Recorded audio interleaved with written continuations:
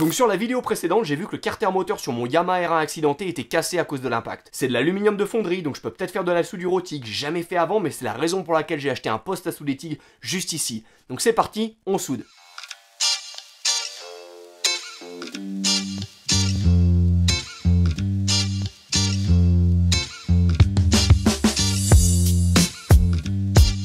Ça commence à prendre forme, donc maintenant je vais aiguiser mon tungstène.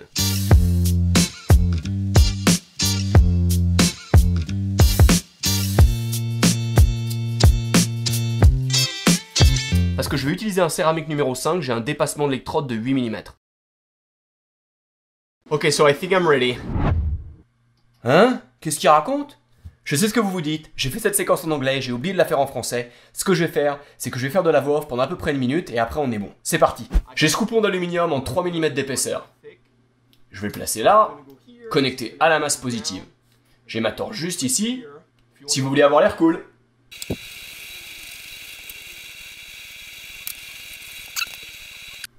Ok, on y va, c'est la première fois que je vais faire de la soudure TIG. Quand faut y aller...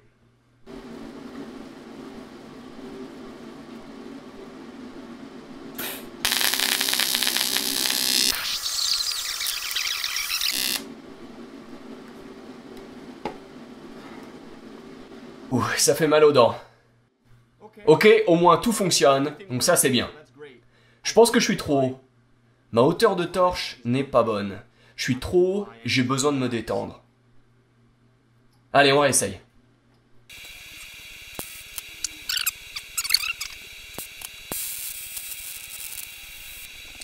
Et voilà, ça ressemble à ça pour l'instant. C'est pas joli joli, donc falloir s'entraîner, hein.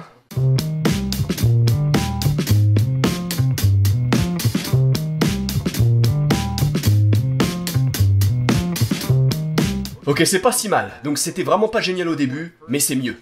Je vais montrer. J'ai beaucoup de noir ici, c'était mes premiers essais, premier, deuxième, troisième juste ici. Et puis tout le reste a été fait avec un tungstène différent et c'est plus propre. Donc ceux-là c'est les derniers, lui c'est le dernier, il a pas de cratère. Et celui-là c'est l'avant-dernier, pas de cratère non plus, j'étais très proche du bord donc j'ai brûlé le bord un petit peu. C'est super chaud. Donc en résumé, je pense que c'est pas un mauvais début.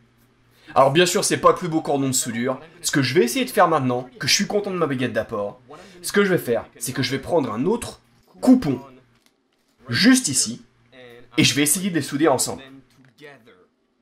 Alors je sais, ça a l'air ambitieux vu mes compétences actuelles, mais faut se lancer.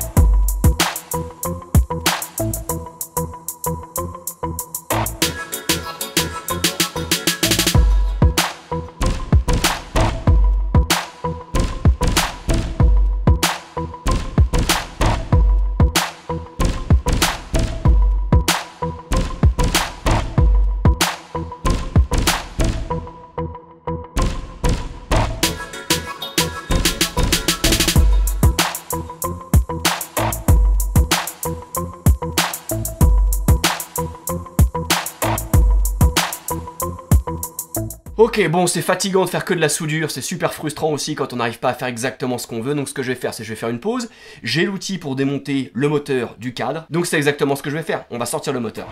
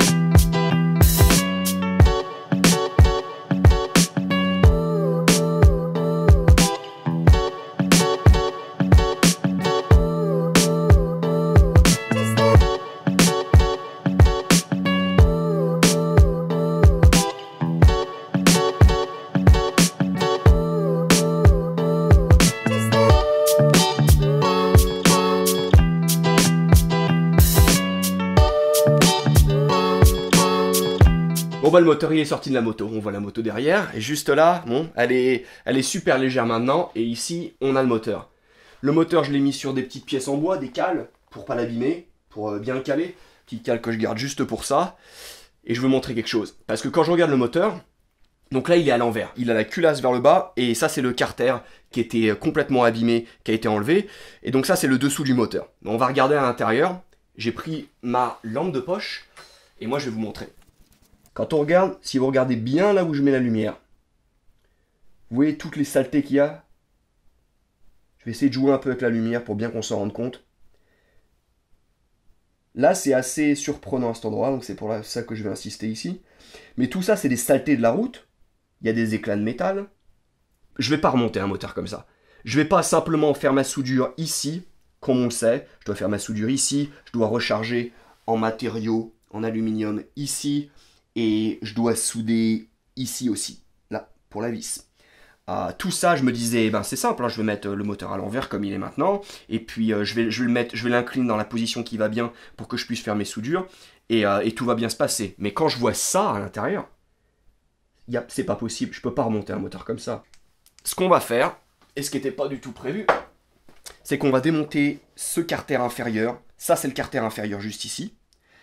Il a sa surface là où il est monté, c'est ce qu'on voit juste ici qui sort là.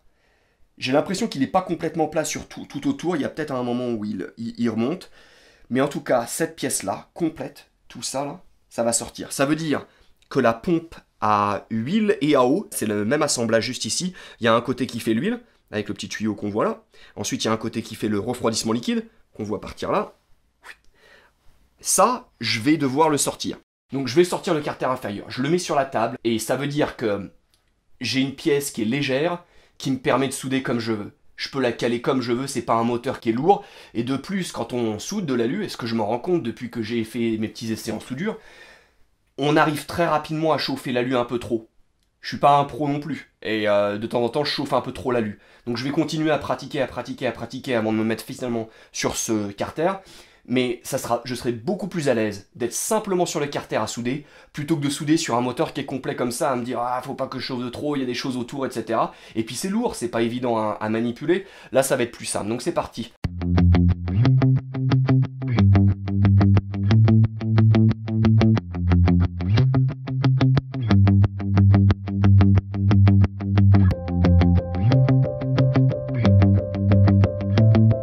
Ok, donc ça c'est le bout du vilebrequin et j'ai accès à cet écrou là. Si je le fais tourner, je vais savoir si le moteur il tourne.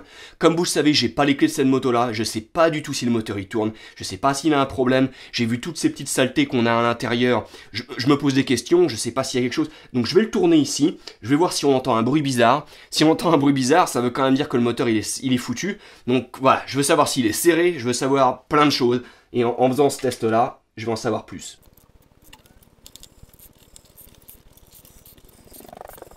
Ok, donc apparemment tout se passe bien, je l'ai tourné, j'ai fait un tour complet, j'ai pas eu de point dur, tout se passe bien, donc on peut continuer sur le démontage.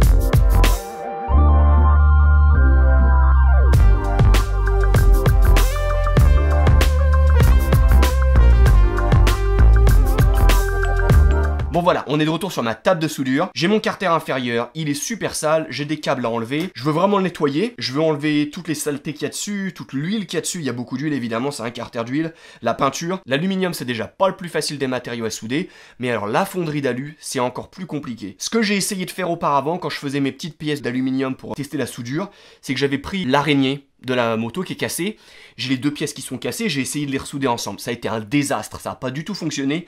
Cet alu-là est plutôt dégoûtant, il est vraiment sale.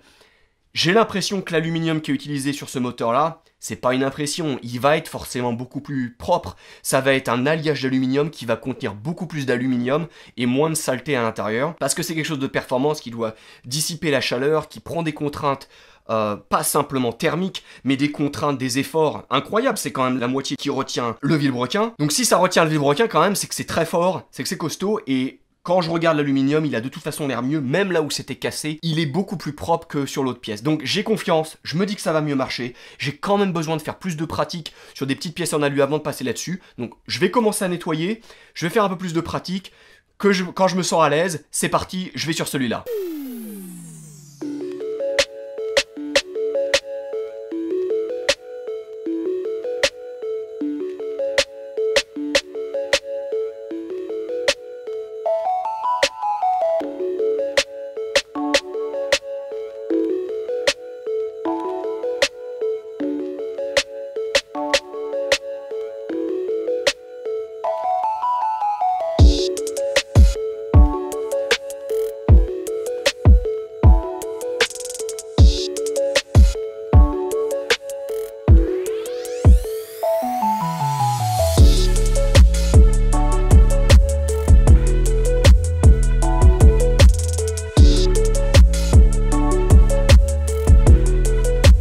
Ok, c'est parti, je sais pas si je suis complètement prêt, je suis pas parfaitement à l'aise avec les petites pièces d'alu, mais faut que j'y essaye, faut que j'y aille sur une vraie pièce, sur la fonderie d'aluminium, faut tester pour de vrai là, c'est parti, j'essaye.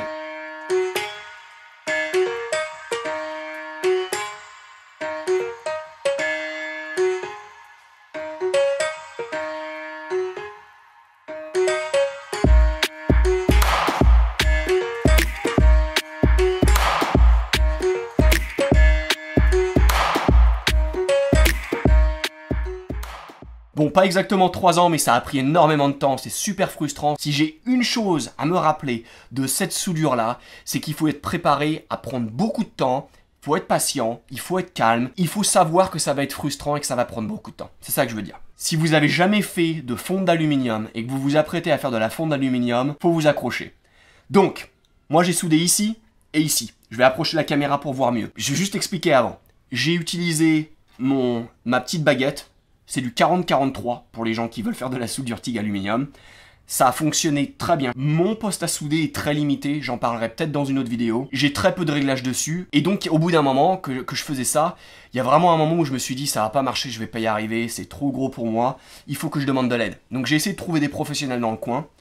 Tout le monde, toutes les personnes que j'ai contactées m'ont dit « Oh, de la fonte d'aluminium, on fait pas ».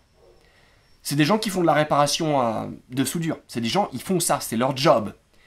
Et ils m'ont dit la fonte d'aluminium on fait pas. Au bout d'un moment je me suis dit la pièce je vais pas l'acheter. Je vais pas tout changer mes plans.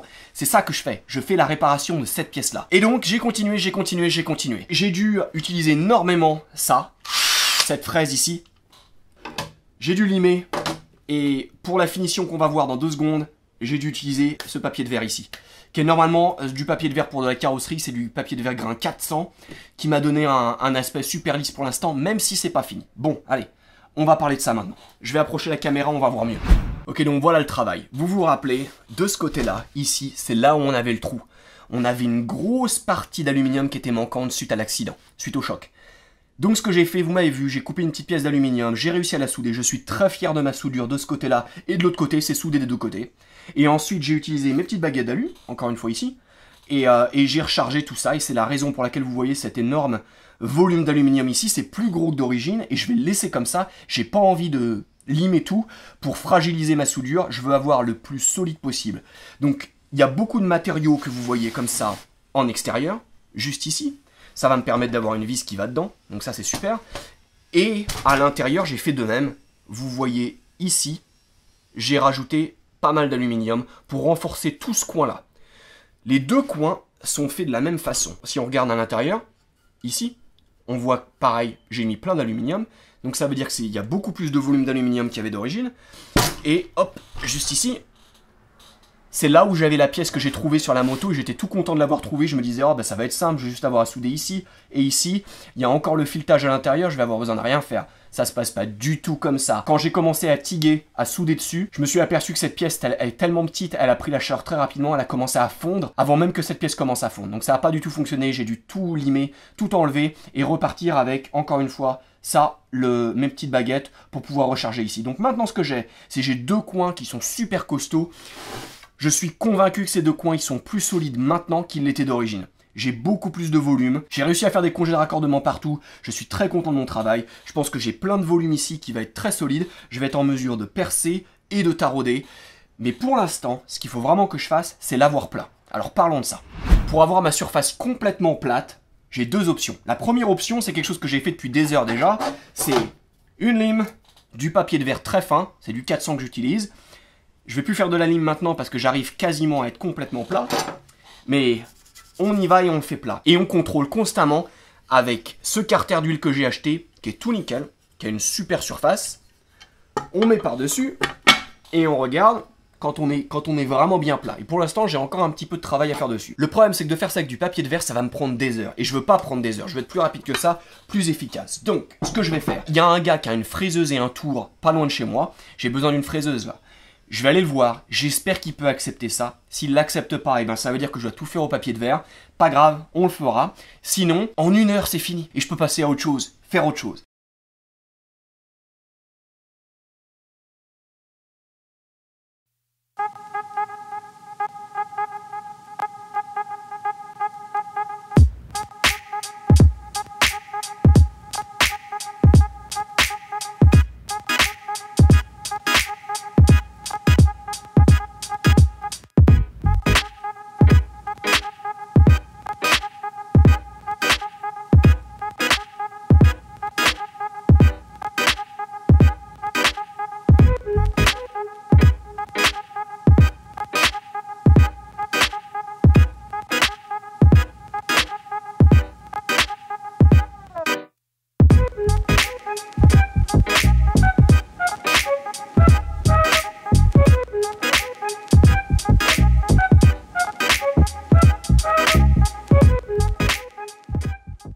Et je suis un homme heureux. Le carter, il est fini. Donc ça, c'est le carter d'huile qui est sur le carter moteur. Le carter moteur qui a été fraisé, lui, on l'a pas touché, c'était juste pour référence. Donc, ça, c'est les deux endroits où j'avais fait mes soudures. Juste ici. Et voilà, il y a tout qui est fini, donc on va en parler rapidement. Ça, c'est un réglé. Il est bien plat. La surface que j'ai ici, elle est plate, ici aussi. Quand je pose ça dessus, auparavant, avant de faire le fraisage, le surfaçage, il y avait un trou, il y avait un jour que je pouvais voir, ici, avec toutes mes soudures, parce que là, j'avais un peu trop d'aluminium, là où j'avais rechargé. Maintenant, on est plat. Il n'y a plus de jour. On est super plat. Et ensuite, quand je me mets là, sur la longueur de la surface d'assemblage, donc, et que je regarde de la même façon, vu que ici, j'ai rajouté de l'aluminium et que c'était pas plat, maintenant, on est nickel. Et puis, je peux me mettre partout. Même ces deux endroits-là ont été resurfacés. On est bon. Il n'y a pas de jour nulle part. J'ai passé un petit peu de temps à regarder tout ça. Tout est bien. Je suis super content. Donc ça veut dire que maintenant, tout ça c'est super plat, on a dû prendre un dixième, même pas un dixième, pour rattraper tout. Vous avez vu, il y avait une encre rouge qui était posée sur toute la surface, partout. C'est juste pour s'assurer que la fraise, elle va vraiment partout et qu'il n'y a pas un endroit qu'on a loupé. Parce que s'il y a un endroit qu'on loupe, on se dit, ah, ça veut dire qu'on n'est pas allé suffisamment profondément pour avoir la surface entière qui est au même niveau, donc ça veut dire qu'il faut aller plus loin. Et donc, même pas un dixième a été pris pour pouvoir prendre tout ça. Ça veut dire qu'on est bon. On a ces endroits-là qui sont bons. Ensuite, il y a le perçage qui a été fait juste ici. Le perçage est légèrement moins profond que les autres vis et je vais en parler dans 2 secondes. Et ensuite, le taraudage a été fait. Ça veut dire que maintenant, quand je peux prendre une des vis qui va se monter là, sur les autres, juste pour montrer, hop. Donc ça, c'est l'une des vis qui se monte pour le carter d'huile. Quand on les met sur ces deux-là, juste ici, je suis très content de mon taraudage. Je viens de nettoyer avec un petit tarot que j'ai reçu. Voilà, c'est du M6 par 1, juste pour que vous sachiez. Et donc c'est exactement le même pas, les mêmes vis partout, même longueur aussi. Et donc sur celui-là, ça fonctionne aussi. Et là, je vais le laisser et on va prendre une mesure. Donc je parlais que la profondeur des perçages était légèrement inférieure sur ces deux-là par rapport à tout le reste sur le carter moteur et c'est pas un problème. Pourquoi? Parce que la distance qu'on a entre le dessous de tête de vis, juste ici, et la surface d'assemblage est de environ 10 mm. On est à 10.2. Donc 10 et 2 dixièmes. Ok? Faut s'assurer que quand je suis tout au fond comme ça, à 10.2, faut s'assurer que cette distance-là, elle est inférieure à l'épaisseur qu'on a juste ici, parce que le carter d'huile, donc, il va venir sur la surface. Il faut s'assurer que la vis, quand elle vient toucher la surface du carter d'huile, elle n'est pas déjà en train de toucher en bas de ce trou-là. Mais qu'on a de la marge. Et donc, on a combien? On a un peu moins de 13. Là, on a 13, 12,95 en millimètres, hein, et 12,93. Donc, on a 12,9 dixièmes en épaisseur ici, et là, on a 10. Donc, on est bon. Ça veut dire que quand je viens serrer ici, je suis en train de serrer mon carter d'huile sur mon carter moteur avant de venir en buter vers le fond. Et donc, ça, c'est ce dont je voulais parler. La raison pour laquelle on a percé moins, on aurait pu percer plus. On aurait pu percer comme les autres trous, pas de problème, et avoir un peu plus de marge. La raison pour laquelle on l'a fait comme ça, c'est pour avoir le plus d'aluminium possible. Le plus on perce, le moins d'aluminium on a, le plus risqué, le plus fragile ça devient. J'ai vraiment pas envie que ça soit fragile, je veux que cette pièce-là, elle soit la plus solide possible. Alors on peut voir, quand on regarde ici, entre l'épaisseur de mur que j'ai ici et même au coin ici, sur ces coins-là, qui sont d'origine, qui n'ont pas été retouchés, comparé à ce que j'ai fait ici, on peut s'apercevoir à quel point c'est beaucoup plus balèze là où j'ai fait mes soudures. Donc ça va être du super costaud, et on va dire que j'ai pris ceinture bretelle en perçant pas trop ici. Voilà, donc ça c'est fait. Très content que tout ça soit fini, j'ai plus besoin de le faire sur ce carter-là. Ça veut dire que prochainement, qu'est-ce que je dois faire? Je dois m'occuper de nettoyer tout ça, il y a de la limaille d'aluminium partout. Ensuite, je vais mettre une couche d'après, là où j'ai la peinture qui est plus dessus. Ensuite, je vais faire de la peinture. Tout ça, ça va être après haute température, peinture haute température.